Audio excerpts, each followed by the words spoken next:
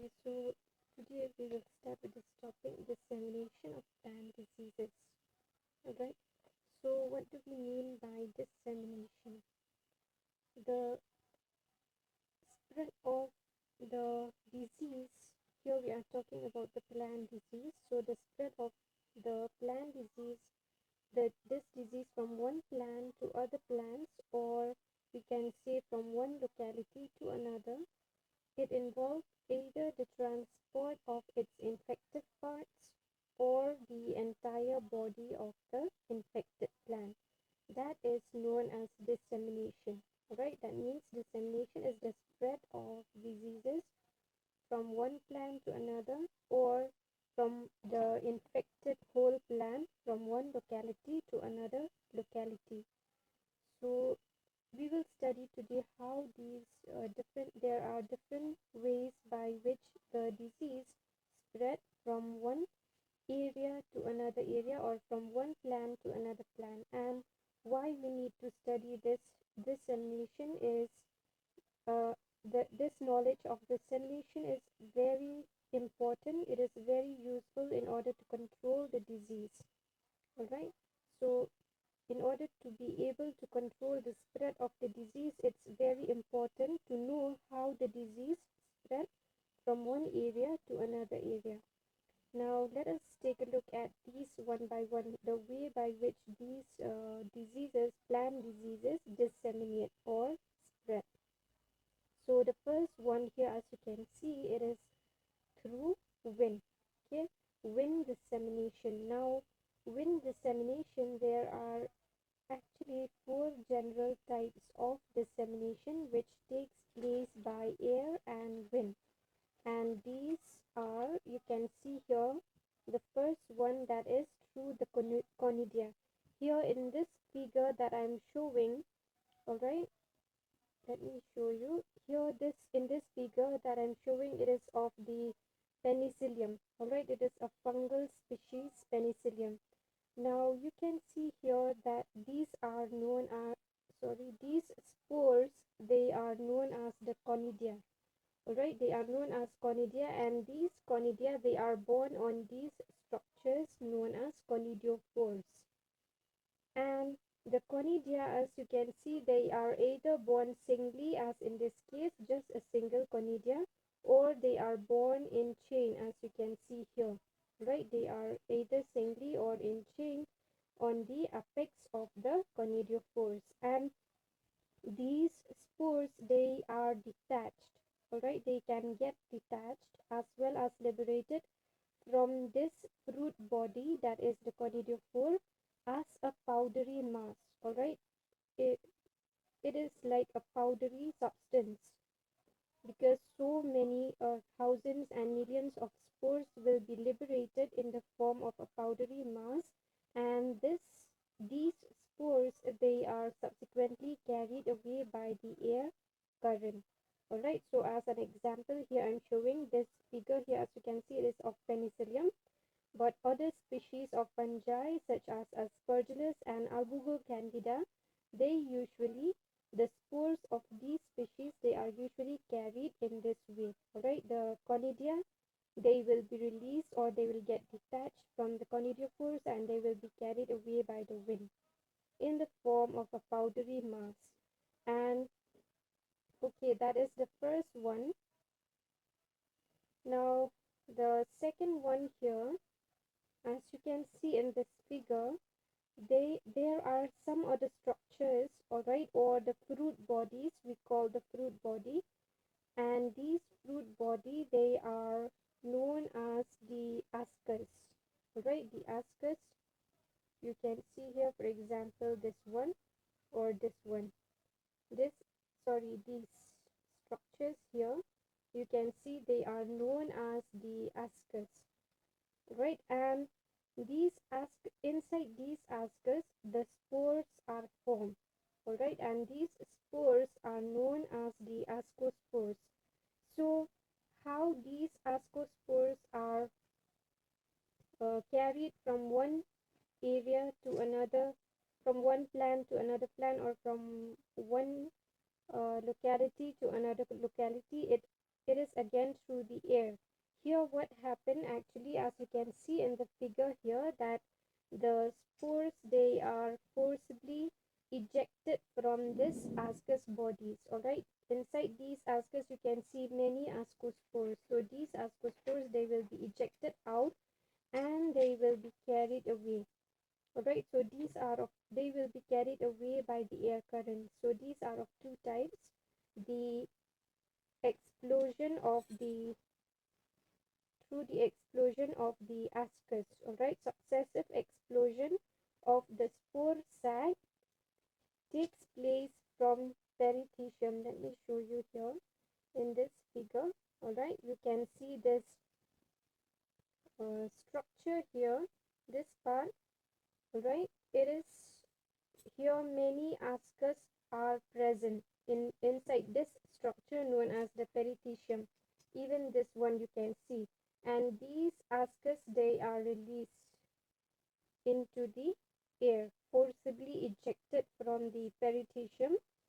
And here the, in successive explosion, what happened actually, all the spores inside, that is the ascospores, they will shoot out at once. Alright, as you can see here, they will shoot out at once. You can see the ascospores one by one.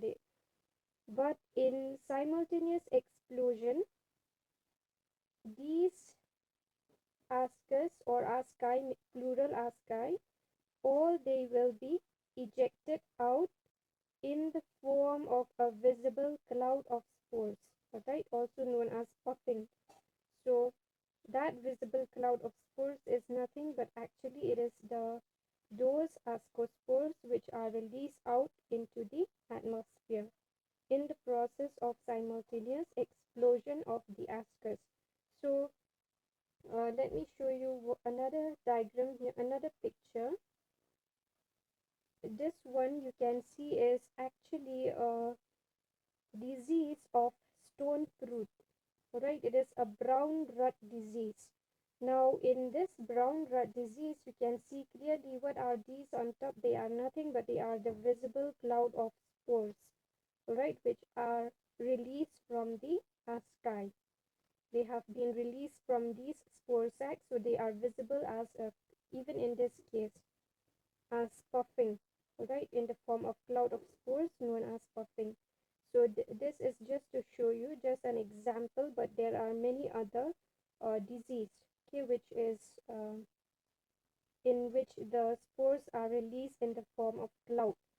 So here, next, the next type, alright, the first one I had shown to you is through cornidia, alright, cornidia which are born on the conidiophores, or the cornidia which are born on the fruiting bodies known as the ascospores. And now this is another type of fruiting body in fungi, that is the basidium. Alright, you can see in this figure, this is known as the basidium, and the spores which is attached to the basidium is the basidiospores. Alright, these are the basidiospores, and this fruiting body is known as the basidium. So here also the basidiospores, they will be separated forcibly from the basidium, alright, through hydrostatic pressure, and they will be carried away by the wind. After they get detached from the basidium, they will be carried away by the wind. So the next here, okay, alright, after this basidium, the wind, it may also help in the indirect spread of the disease, not only by carrying the spores of these pathogens, alright, the fungal pathogens here in this case I'm showing, but the wind, it may also help in indirect spread of the disease from one plant to another. How? By carrying the infected leaves or floral parts from one plant to another plant. Alright, so in this way, the wind act as a medium of not carrying only the spores of the pathogen but also the plant parts. And sometime the wind blown rain also during rainy season, it may indirectly help in the transport of the pathogen, all right, the spores or its infective parts. That means the infected plant parts. So that is through dissemination of plant diseases through wind. Now let us take a look at the water dissemination. That means the second way by which the plant pathogen is spread from one species to another is through water. So water, it disseminates the pathogen in two ways. Now the first one here, the motile spores, okay, the spores which are motile, they can swim from one place to another in the water medium. Right here, sorry, not this one, I'm showing this one. The first diagram here is actually a wart disease of potato. This is caused by the pathogen Syncytium endobioticum. So this pathogen Syncytium, it has the spores which are motile, and when these spores they come in contact with water bodies, they will swim from one place to another, and when they reach the place where potato is grown in that field, in that way they will attack the potato plant and they will cause this disease known as wart disease. And the other diagram shown here is of clubroot disease. This disease is known as clubroot disease of crucifers, and it is caused by a pathogen Plasmodiophora brassicae. So this Plasmodiophora pathogen also, it is carried in this way, alright, because it has the spores which are motile and can swim in water bodies. And the next type is through non-motile spores. That means the spores which are non-motile, here they are transported by the flow of irrigation water or through rainwater. And here those spores which have locked on the plant by some agency, suppose the wind, it has carried the spores, and those spores they get locked on the plant, and those which are residual in origin, and as you can see here, for example, the spores they are embedded in a mucilaginous matrix. Alright, this is a palm fruit. Let me show you this diagram. You can see in this palm fruit, this is actually the disease known as fire blight disease. And here the spores, they are embedded in a mucilaginous matrix, in orange in color here you can see. Alright, so these spores which are embedded in a mucilaginous matrix due to rainwater or irrigation water, they will get washed away by the water and will carry it from one plant to another plant. Now, okay, that is dissemination through water. The next type that we have here is insect dissemination. So insects also, they can disseminate disease either actively or in an inactive ways, and the infective bodies of fungi, bacteria as well as viral disease, they are also disseminated not only by water or by wind but also through insect. And here insect, I will tell you, the infective bodies they are carried externally by the insect. Alright, when the insect come in contact with an infected plant parts in their feet, they will carry the spores. Alright, and here the infection, it can take place without direct inoculation. The spores, when they come in contact with the plant, they will start to grow and to germinate and cause disease in that plant. For example, the late blight disease of potato that we have already studied, and also different rust and smut disease in plant. And the infective bodies, they are also carried externally by insect, and here the infection, it takes place by the transfer of inoculum through feeding. When the plant it feed carry the disease with it. When it comes in contact with a healthy plant and it will feed in the healthy plant, in that way the spores from that insect will infect the new plant, the healthy plant. So in that way it transferred the disease from one plant to another plant.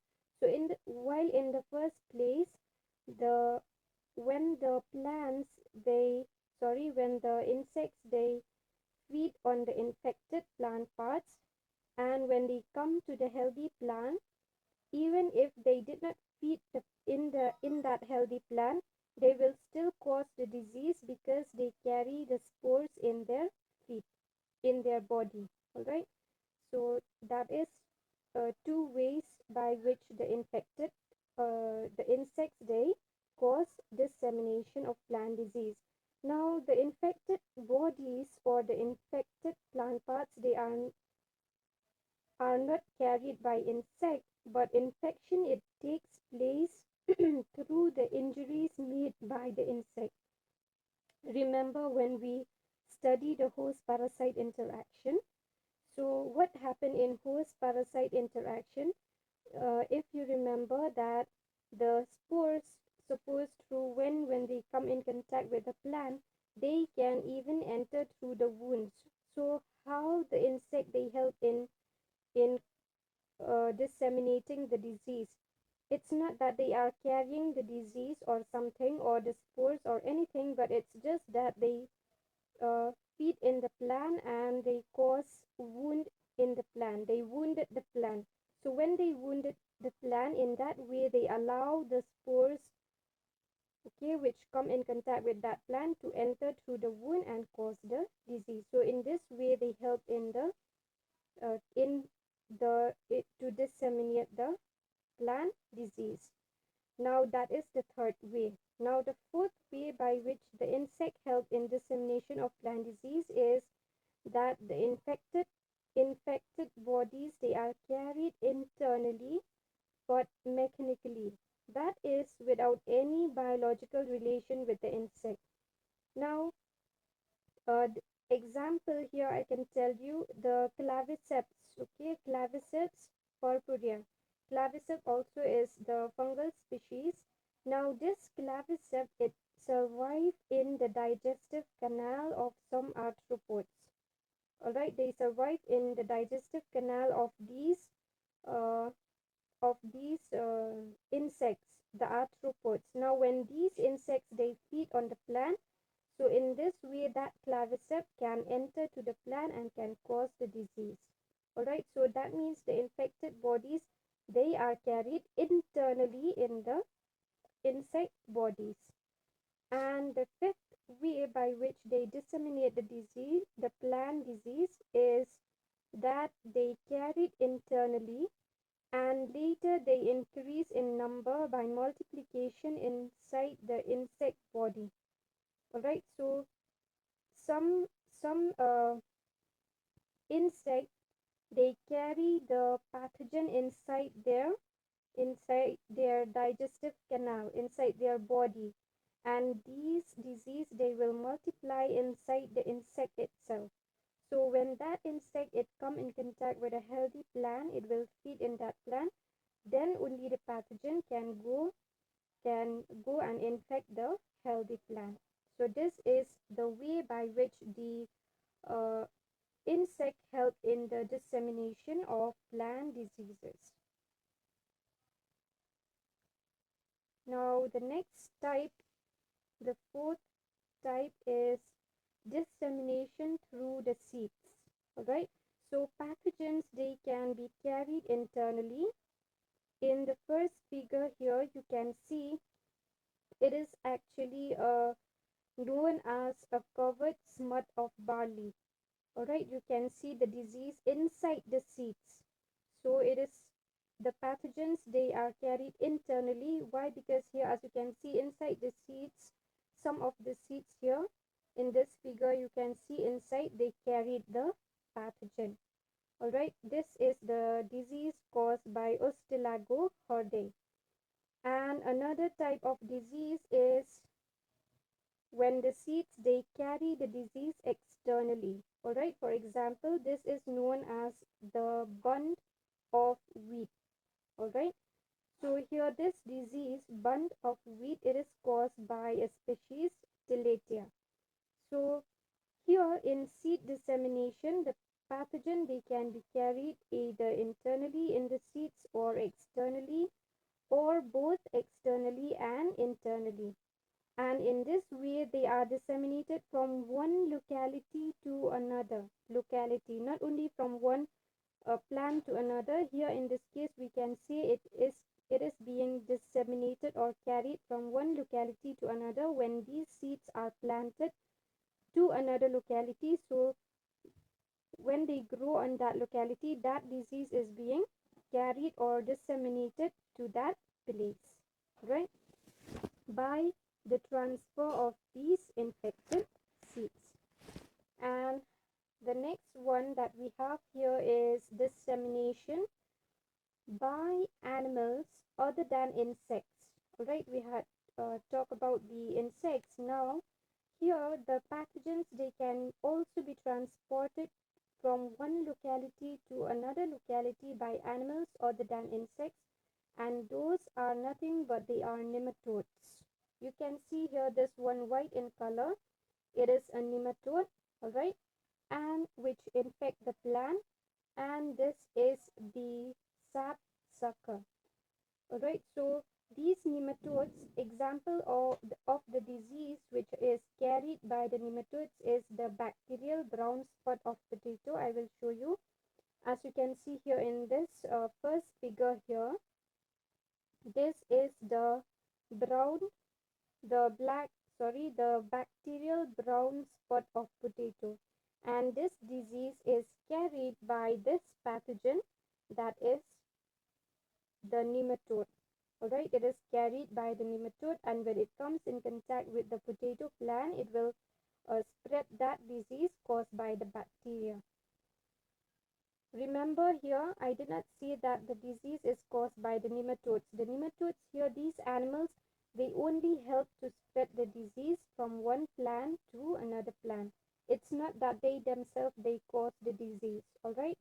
So the next one here, sapsuckers, they actually help in spreading the blight disease in chestnut tree. Alright, in this second diagram here, this is the symptoms. Okay, as you can see here, brown spots, alright, brown streaks in the chestnut tree. And this disease, it was carried by these birds, right, from one place to another, these sapsuckers, these. So in this way, the disease is transferred from one place to another by the nematodes as well as the sapsuckers, besides the insect. And the next one we have here is dissemination by propagating stock. Now the pathogens, they can be transported to another locality through propagating stock, and are common in cases where multiplication takes place by using these propagating stocks. And here these propagating stock, they may act simply as a carrier of spores of a pathogen, or with latent infection, or sometimes with visible symptoms. Alright, sometimes these infected stocks, they are being carried from one place to another, and when they are planted in the field, they will transfer the disease to that field. So sometimes these propagating stocks, the infection is not visible. They look healthy, but sometimes the spores may be present. The spores of these pathogens may be present in these propagating stock. So they act as a carrier of spores of a pathogen. But sometimes the infected ones also are being transferred to another locality, and in this way they will transfer the disease from one place to another. And here, as you can see in this diagram, this is actually a fusarium stem rot of sweet potato. Alright, this first diagram here is uh, rot disease of sweet potato in the stem, alright, caused by a fungal species known as Fusarium. And also the foot rot of sweet potato and virus disease of tobacco. You can see here, this is the virus disease of tobacco. This is also disseminated in this way, right, through propagating stalks. Okay, next we have dissemination by shooting out of spores. So we had already talked about this in the first slide. All right, when these ascospores shoot they they shoot out from the asci, all right, the fruiting bodies. You can see the spores are being exposed to the outside environment. So in this way, when they come in contact with a suitable host, all right, they will cause the disease. So here this is an example of a peach leaf curl disease. This is known as leaf curl disease, and you can see how the leaf curls when it get infected by this particular pathogen. So here the in peach leaf curls, you can see the color of the leaf also, it turns peach and it also curls. So this disease actually is caused through this is the example of a pathogen Taphrina. When the spores are released from this fruiting body, so they will be carried and with through the wind they will come in contact with a suitable host and they will cause the disease. And the next type we have dissemination with plant debris. So this one actually we had already studied in late blight of potato. If you have watched that video, the explanation that how when you leave the plant debris in the field. Alright, so in the plant debris also, because some of the infected leaves have, after harvesting, all those leaves they are in the ground itself. So what happened actually, the spores they undergo the dormant period. Alright, they undergo the dormant period, but in the next plantation period, when a new plant, when a new crop is being planted, so they will start to enter that crop and they will again cause the disease. Alright, so dissemination with plant debris is because of the careless sanitary practice.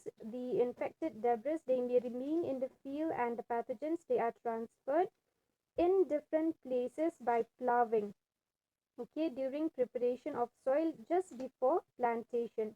So this type of dissemination, it is actually very common in late blight of potato, as we have already studied, which is caused by this pathogen Phytophthora infestans. Remember, in this late blight disease, when the spores of Phytophthora infestans, they will, where the pathogen will remain as oospore in the plant debris, okay, and they will undergo a dormant period. So they will grow again, they will start to infect again the potato plant in the next planting season.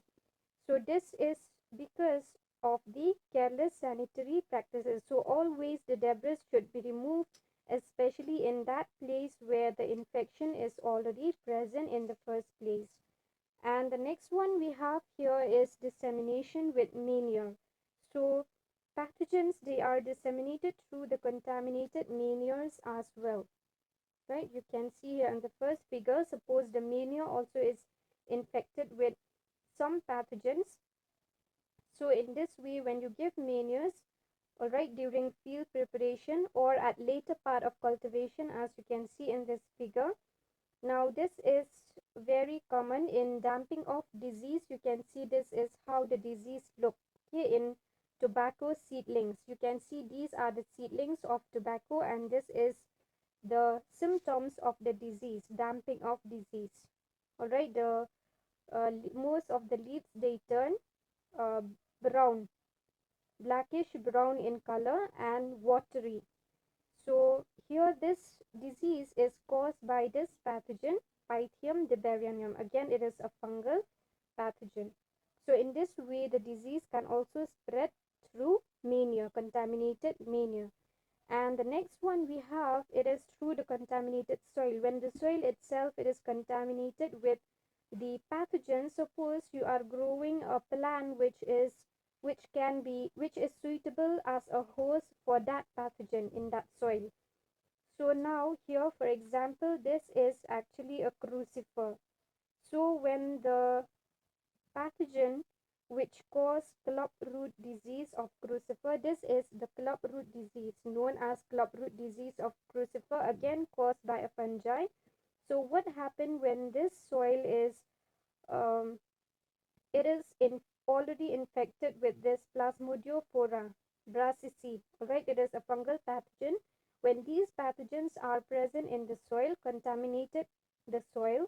So when you plant the cruciferous plant in this soil, so in this way, the pathogen can enter the plant and can cause disease in the root. That is why it's known as club root. Okay, because it affects the root of the crucifers. So the next type of dissemination is dissemination by field operation.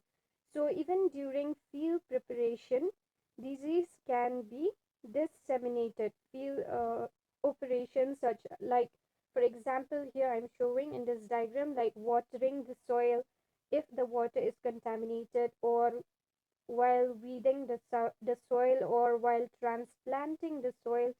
Many soil or field operations, they can lead to the dissemination of the plant disease just from one field to another field.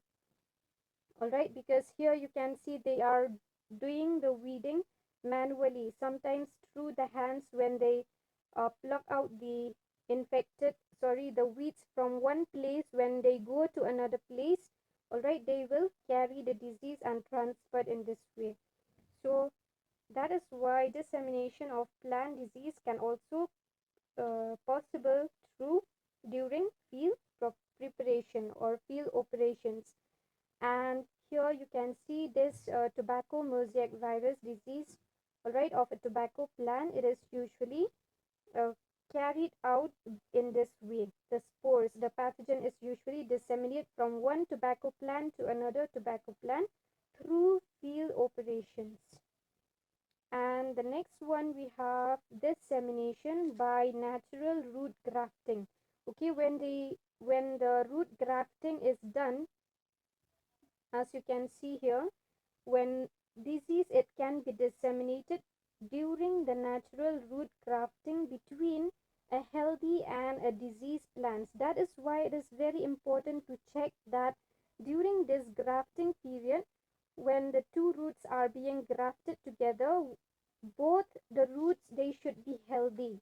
That should be checked properly. Alright, because even if it has just a small infected parts, that disease can spread everywhere. And as you can see here, the possible outcome, you can see this is actually the how the disease it spread, okay, during root grafting, and it is found in oak wilt disease. This is known as wilt disease, wilting. You can see the root, it turns yellow, and this is caused by a pathogen known as endoconidiophora. All right, so it is very important to check properly during root grafting that the parts of a plant, they should be very healthy, and not even a single portion here be infected. So the last part here we have, okay, the not so common type, but still it helps in the dissemination of plant disease, is by export and import of commodities. Now, how the disease, it can be disseminated during export and import of commodities. This may happen when the container, okay, containing the commodities, it is contaminated with pathogens, all right, with microorganisms which can cause the disease.